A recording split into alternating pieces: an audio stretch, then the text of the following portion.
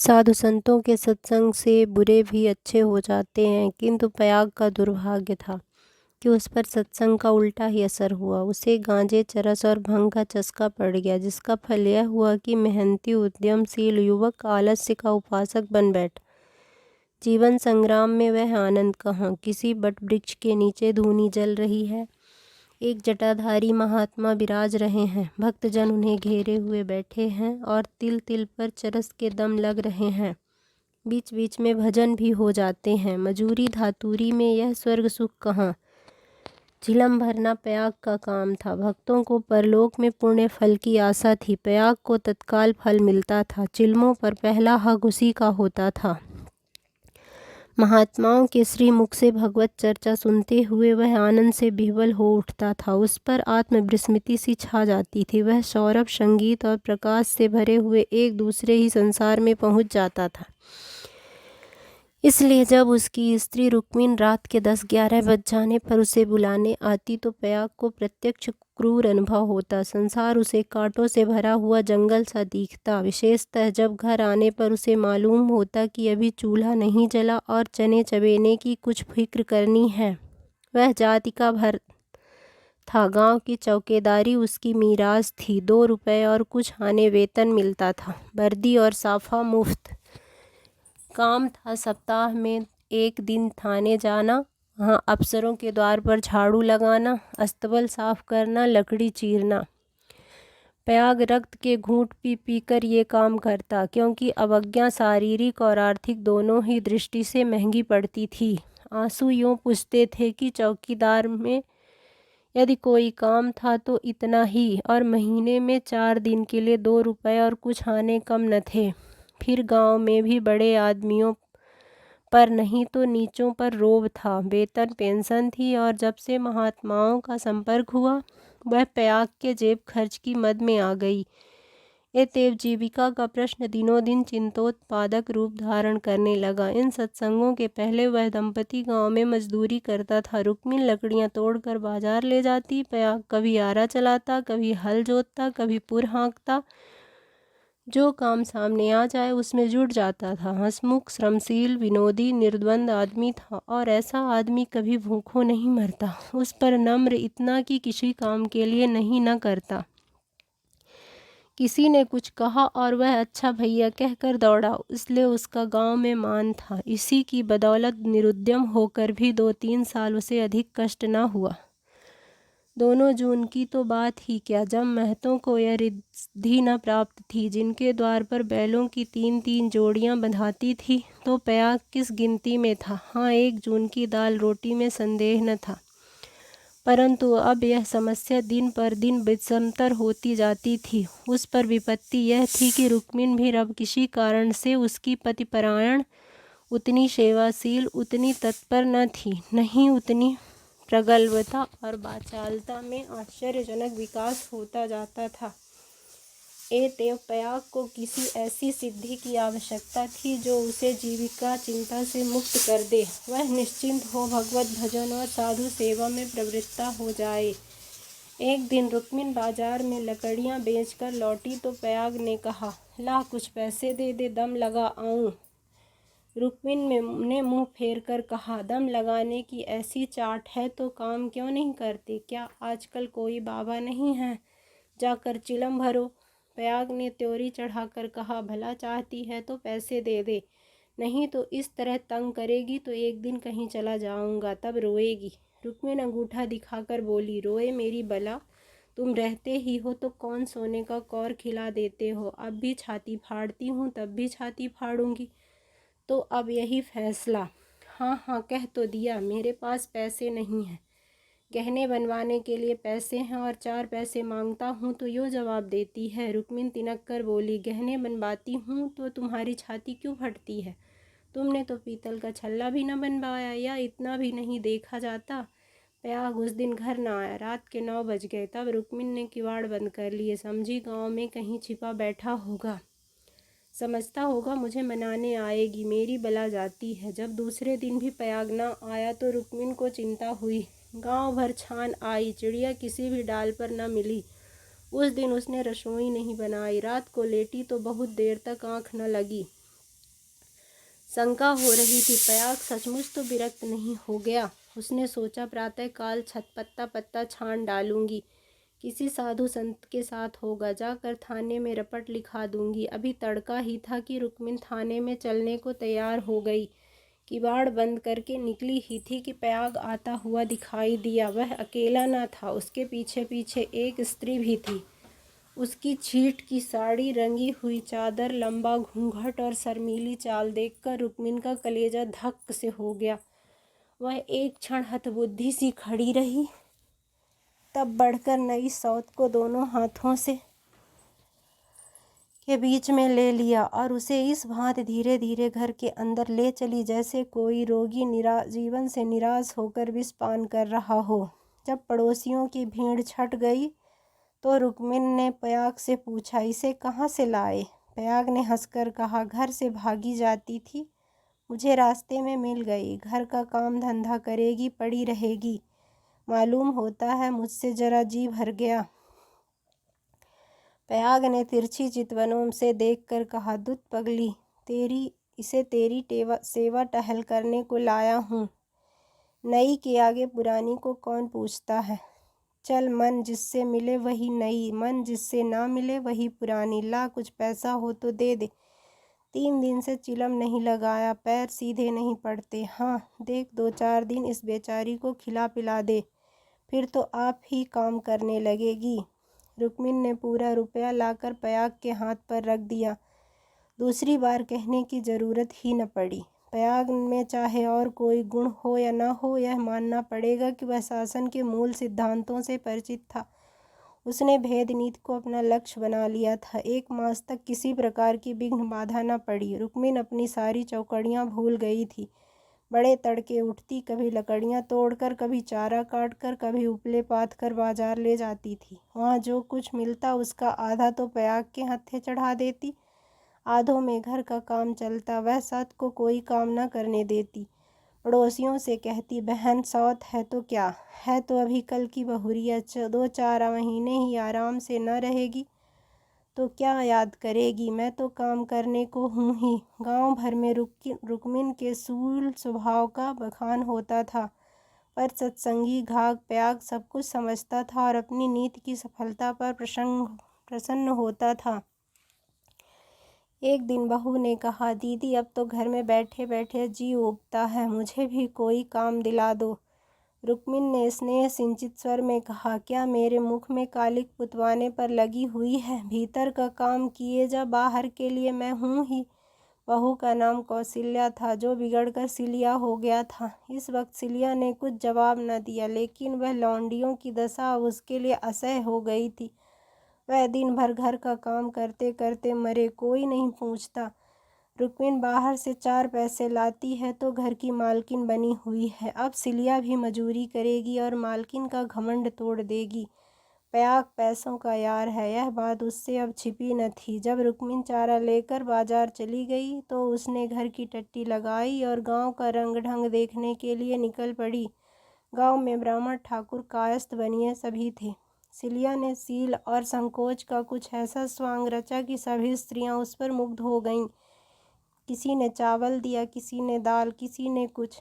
नई बहू की आवभगत कौन न करता। पहले ही दौरे में सिलिया को मालूम हो गया कि गांव में पिसनहारी का स्थान खाली है और वह इस कमी को पूरा कर सकती है।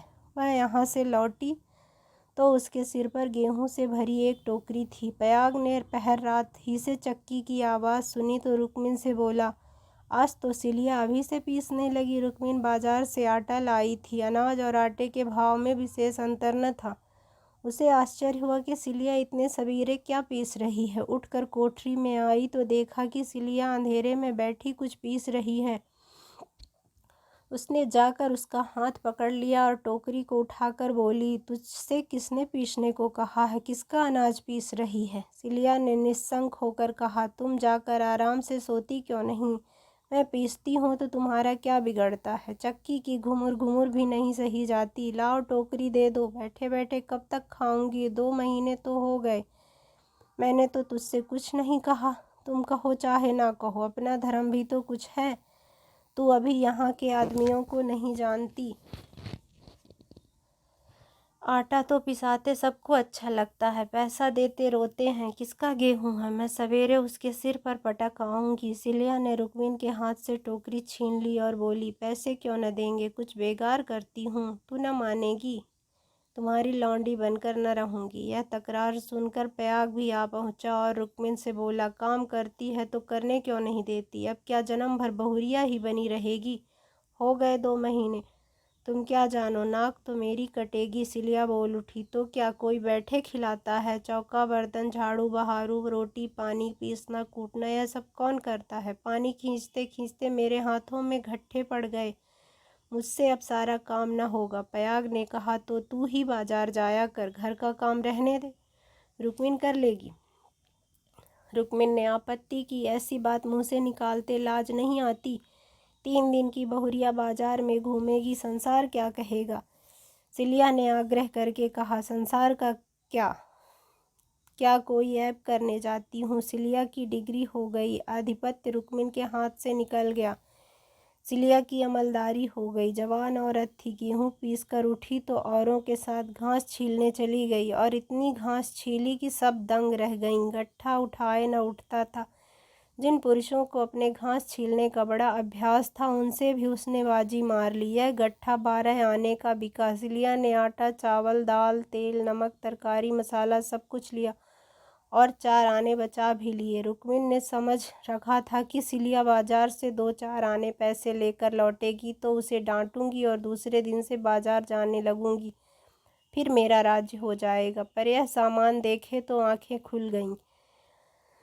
पयाग खाने बैठा तो मसालेदार तरकारी का बखान करने लगा। महीनों से ऐसी स्वादिष्ट वस्तु मयस्सर न हुई थी। बहुत प्रसन्न हुआ। भोजन करके वह बाहर जाने लगा तो सिलिया बरोठे में खड़ी मिल गई। बोला, आज कितने पैसे मिले। 12 आने मिले थे, सब खर्च कर डाले, कुछ बचे हो तो मुझे दे दे। सिलिया ने बचे हुए 4 आने पैसे दे दिए। पयाग पैसे खनखनाता हुआ बोला, तू तो आज माला माल कर दिया। रुक्मिण तो 2-4 पैसों में ही टाल देती थी। मुझे गाड़ कर रखना थोड़े ही है, पैसा खाने पीने के लिए है, गाड़ने के लिए। अब तू ही बाजार जाया कर, रुक्मिण घर का काम करेगी। रुक्मिण और सिलिया में संग्राम छिड़ गया। सिलिया पयाग पर अपना आधिपत्य जमाए रखने के लिए जान तोड़कर परिश्रम करती। पहर रात ही से उसकी चक्की की आवाज़ कानों में आने लगती। दिन निकलते ही घास लाने चली जाती और जरा देर सुस्ताकर बाजार की राह लेती। वहाँ से लौट कर भी वह बेकार न बैठती, कभी सन काटती कभी लकड़ियाँ तोड़ती। रुक्मिन उसके प्रबंध में बराबर ऐब निकालती और जब अवसर मिलता तो गोबर बटोर कर उपले पाथती और गांव में बेचती। पयाग के दोनों हाथों में लड्डू थे। स्त्रियां उसे अधिक से अधिक पैसे देने और स्नेह का अधिकांश देकर अपने अधिकार में लाने का प्रयत्न करती रहती, पर सिलिया ने कुछ ऐसी दृढ़ता से आसन जमा लिया था कि किसी तरह हिलाए न हिलती थी। यहाँ तक कि 1-2 दिनों प्रतियोगियों में खुल्लम खुल्ला ठन गई। एक दिन सिलिया घास लेकर लौटी तो पसीने से तर थी। फागुन का महीना था, धूप तेज थी। उसने सोचा, नहा कर बाजार जाऊंगी। घास द्वार पर ही रख कर वह तालाब में नहाने चली गई। रुक्मिन ने थोड़ी सी घास निकालकर पड़ोसियों के घर में छिपा दी और गट्ठे को ढीला करके बराबर कर दिया। सिलिया नहा कर लौटी तो घास कम मालूम हुई। रुक्मिन से पूछा, उसने कहा, मैं नहीं जानती है। सिलिया ने गालियां देनी शुरू की। जिसने मेरी घास चुरी हो उसकी देह में कीड़े पड़े, उसके बाप और भाई मर जाएं, उसकी आंखें फूट जाएं। रुक्मिन कुछ देर तक जब्त किए बैठी रही, आखिर खून में उबाल आ ही गया। झल्ला कर उठी और सिलिया को 2-3 तमाचे लगा दिए। सिलिया छाती पीट पीट कर रोने लगी। सारा मोहल्ला जमा हो गया। सिलिया की सुबुद्धि और कार्यशीलता सभी की आंखों में खटकती थी। वह सबसे अधिक घास क्यों छीलती है, सबसे ज़्यादा लकड़ियाँ क्यों लाती है, इतना सवेरे क्यों उठती, इतने पैसे क्यों लाती है। इन कारणों ने उन पड़ोसियों की सहानुभूति से वंचित कर दिया था। सब उसी को बुरा भला कहने लगी। मुट्ठी भर घास के लिए इतना उधम मचा डाला। इतनी घास तो आदमी झाड़ कर फेंक देता है। घास न हुई सोना हुआ। मुझे तो सोचना चाहिए था, अगर किसी ने ले ही लिया तो गांव घर का ही होगा ना, बाहर का कोई चोर तो आया नहीं। तूने इतनी गालियां दी तो किसको दी, पड़ोसियों को ही दी ना। संयोग से उस दिन पयाग थाने गया हुआ था। शाम को थका मांदा लौटा तो सिलिया से बोला, ला कुछ पैसे दे दे तो दम लगा आऊं, थक कर चूर हो गया हूँ। सिलिया उसे देखते ही हाय हाय करके रोने लगी। प्रयाग ने घबरा कर पूछा, क्या हुआ, क्यों रोती है, कहीं गमी तो नहीं हो गई, नैहर से कोई आदमी तो नहीं आया, अब इस घर में मेरा रहना न होगा, अपने घर जाऊंगी। अरे कुछ मुंह से तो बोल, क्या हुआ, गांव में किसी ने गाली दी है, किसने गाली दी है, घर फूंक दूं, उसका चालान करवा दूं। सिलिया ने रो रो कर सारी कथा कह सुनाई। प्रयाग पर आज थाने में खूब मार पड़ी थी, झल्लाया हुआ था। वह कथा सुनी तो देह में आग लग गई। रुक्मिन पानी भरने गई थी, वह अभी घड़ा भी न रखने पाई थी कि प्रयाग उस पर टूट पड़ा और मारते मारते बेदम कर दिया। वह मार का जवाब गालियों से देती थी और प्रयाग हर एक गाली पर और झल्ला झल्ला कर मारता था, यहाँ तक कि रुक्मिन के घुटने फूट गए, चूड़ियाँ टूट गई। सिलिया बीच बीच में कहती जाती थी, बाह रे तेरा दीदा, बाह रे तेरी जवान, ऐसी तो औरत ही नहीं देखी, औरत काहे को, डाइन है, जरा भी मुंह में लगाम नहीं। किंतु रुक्मिन उसकी बातों को मानो सुनती ही न थी। उसकी सारी शक्ति प्रयाग को कोसने में लगी हुई थी। प्रयाग मारते मारते थक गया, पर रुक्मिन की जवान न थकी। बस यही रट लगी हुई थी, तू मर जा, तेरी मिट्टी निकले, तुझे भवानी खाए, तुझे मिर्गी आए।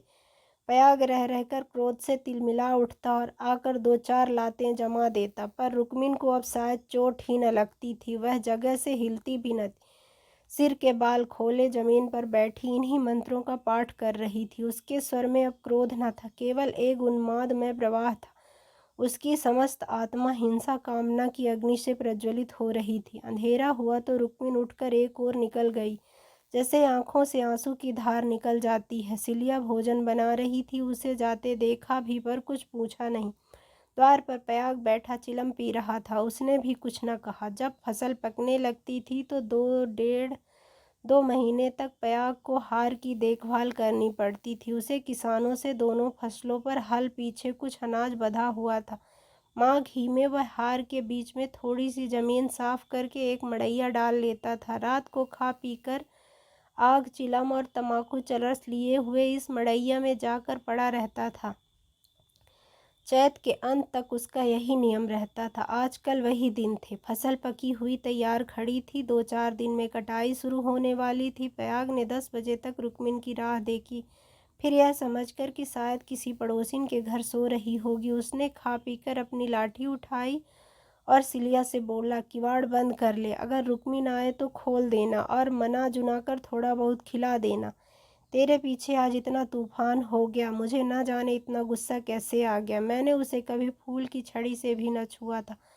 वहीं बूढ़ धांस न मरी हो तो कल आफत आ जाए। सिलिया बोली, न जाने वह आएगी कि नहीं, मैं अकेली नहीं रहूं, कैसे रहूंगी, मुझे डर लगता है। तो घर में कौन रहेगा, सूना घर पाकर कोई लोटा थाली उठा ले जाए तो डर किस बात का है, फिर रुक्मिन तो आती ही होगी।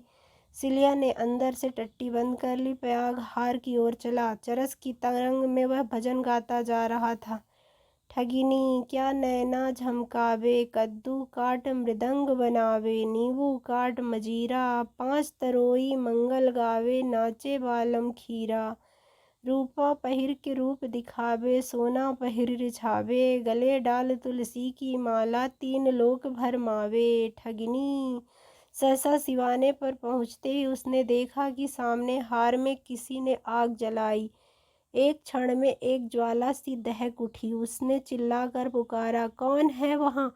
अरे वह कौन आग जलाता है? ऊपर उठती हुई ज्वालाओं ने उस अपनी आग्नेय जिह्वा से उत्तर दिया।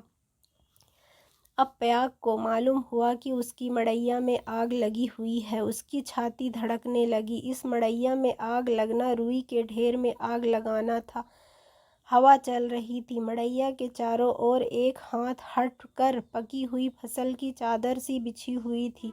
रात में भी उनका सुनहरा रंग झलक रहा था। आग की एक लपट, केवल एक जरा सी चिंगारी सारे हार को भस्म कर देगी।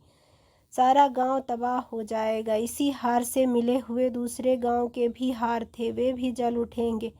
ओह, लपटें बढ़ती जा रही हैं। अब विलंब करने का समय न था। प्रयाग ने अपना उपला और चिलम वहीं पटक दिया और कंधों पर लोहबंद लाठी रखकर बेतहाशा मड़ैया की तरफ दौड़ा। मेड़ों में जाने में चक्कर था, इसलिए वह खेतों में से होकर भागा जा रहा था। प्रति क्षण ज्वाला प्रचंडतर होती जाती थी और प्रयाग के पांव और तेजी से उठ रहे थे। कोई तेज घोड़ा भी इस वक्त उसे न पा सकता था। अपनी तेजी पर उसे आश्चर्य हो रहा था। जान पड़ता था पांव भूमि पर पड़ते ही नहीं। उसकी आंखें मड़ैया पर लगी हुई थी, दाहिने बाएं से, और कुछ न सोचता था। इसी एकाग्रता ने उसके पैरों में पर लगा दिए थे। न दम फूलता था, न पांव थकते थे। 3-4 फरलांग उसने 2 मिनट में तय कर लिया और मड़ैया के पास जा पहुंचा। मड़ैया के आसपास कोई न था। किसने यह कर्म किया है, यह सोचने का मौका न था। उसने खोजने की तो बात ही और थी। पयाग का संदेह रुक्मिन पर हुआ, पर वह क्रोध का समय न था। ज्वालाएं कुचाली बालकों की भांति ठट्ठा मारती, धक्कम धक्का करती, कभी दाहिनी ओर लपकती, कभी बाईं तरफ। बस ऐसा मालूम होता था कि लपट अब खेत तक पहुंची, अब पहुंची। मानो ज्वालाएं आग्रहपूर्वक क्यारियों की ओर बढ़ती और असफल होकर दूसरी बार फिर दूनी वेग से लपटती थी। आग कैसे बुझी? लाठी से पीट कर बुझाने का गौ न था। वह तो निरी मूर्खता थी। फिर क्या, फसल जल गई तो फिर वह किसी को मुंह न दिखा सकेगा। आह, गांव में कोहराम मच जाएगा, सर्वनाश हो जाएगा। उसने ज्यादा नहीं सोचा। गंवारों को सोचना नहीं आता। पयाग ने लाठी संभाली, जोर से एक छलांग मारकर आग के अंदर मड़ैया के द्वार पर जा पहुंचा। जलती हुई मड़ैया को अपनी लाठी पर उठाया और उसे सिर पर लिए सबसे चौड़ी मेड़ पर गांव की तरफ भागा। ऐसा जान पड़ा मानो कोई अग्नियान हवा में उड़ता चला जा रहा है। फूस की जलती हुई धज्जियां उसके ऊपर गिर रही थी, पर उसे इसका ज्ञान तक न होता था। एक बार एक मूठा अलग होकर उसके हाथ पर गिर पड़ा। सारा हाथ भुन गया, पर उसके पांव पल भर भी नहीं रुके। हाथों में जरा सी हिचक न हुई। हाथों का हिलना खेतों का तबाह होना था। पयाग की ओर से अब कोई शंका न थी। अगर भय था तो यही कि मड़ैया का वह केंद्र भाग, जो लाठी का कुंदा डालकर पयाग ने उसे उठाया था, न जल जाए, क्योंकि छेद के फैलते ही मड़ैया उसके ऊपर आ गिरेगी और अग्नि समाधि में मग्न कर देगी। पयाग यह जानता था और हवा की चाल से उड़ा चला जाता था। 4 फरलांग की दौड़ है। मृत्यु अग्नि का रूप धारण किए हुए पयाग के सिर पर खेल रही है और गांव की फसल पर। उसकी दौड़ में इतना वेग है कि ज्वालाओं का मुंह पीछे को फिर गया है और उसकी दाहक शक्ति का अधिकांश वायु में लड़ने में लग गया है। नहीं तो अब तक बीच में आग पहुंच गई होती और हाहाकार मच गया होता। 1 फरलांग तो निकल गया। पयाग की हिम्मत ने हार नहीं मानी। वह दूसरा फरलांग भी पूरा हो गया। देखना पयाग, 2 फरलांग की और कसर है। पाँव जरा भी सुस्त न हो। ज्वाला लाठी के कुंदे पर पहुंची और तुम्हारे जीवन का अंत है। मरने के बाद भी तुम्हें गालियां मिलेंगी। तुम अनंत काल तक आहों की आग में जलते रहोगे। बस 1 मिनट और।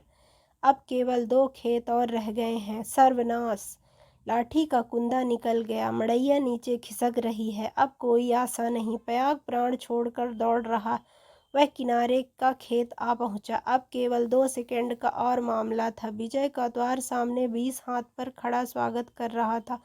उधर स्वर्ग है, इधर नरक। मगर वह मड़ैया खिसकती हुई पयाग के सिर पर आ पहुंची। वह अब भी उसे फेंक कर अपनी जान बचा सकता है, पर उसे प्राणों का मोह नहीं। वह उस जलती हुई आग को सिर पर लिए भागा जा रहा है। वहां उसके पांव लड़खड़ाए। अब वह क्रूर अग्निलीला नहीं देखी जाती। एकाएक एक स्त्री सामने के वृक्ष के नीचे से दौड़ती हुई पयाग के पास पहुंची। यह रुक्मिन थी। उसने तुरंत पयाग के सामने आकर गर्दन झुकाई और जलती हुई मड़ैया के नीचे पहुंचकर उसे दोनों हाथों पर ले लिया। उसी दम पयाग मूर्छित होकर गिर पड़ा। उसका सारा मुंह झुलस गया था। रुक्मिन उसके अलाव को लिए 1 सेकंड में खेत के डाणे पर आ पहुंची, मगर इतनी दूर में उसके हाथ जल गए, मुंह जल गया और कपड़ों में आग लग गई। उसे अब इतनी सुध भी न थी कि मड़ैया के बाहर निकल आए। वह मड़ैया को लिए हुए गिर पड़ी। उसके बाद कुछ देर तक मड़ैया हिलती रही। रुक्मिन हाथ पांव फेंकती रही। फिर अग्नि ने उसे निगल लिया। रुक्मिन ने अग्नि समाधि ले ली। कुछ देर के बाद पयाग को होश आया। सारी देह जल रही थी। उसने देखा वृक्ष के नीचे फूस की आग, लाल आग चमक रही है। उठकर दौड़ा और पैर से आग को हटा दिया। नीचे रुक्मिन की अधजली लाश पड़ी हुई थी। उसने बैठकर दोनों हाथों से मुंह ढांप लिया और रोने लगा। प्रातःकाल गांव के लोग पयाग को उठाकर उसके घर ले गए। 1 सप्ताह तक उसका इलाज होता रहा पर बचा नहीं। कुछ तो आग ने जलाया था और जो कुछ कसर थी वह शोकाग्नि ने पूरी कर दी।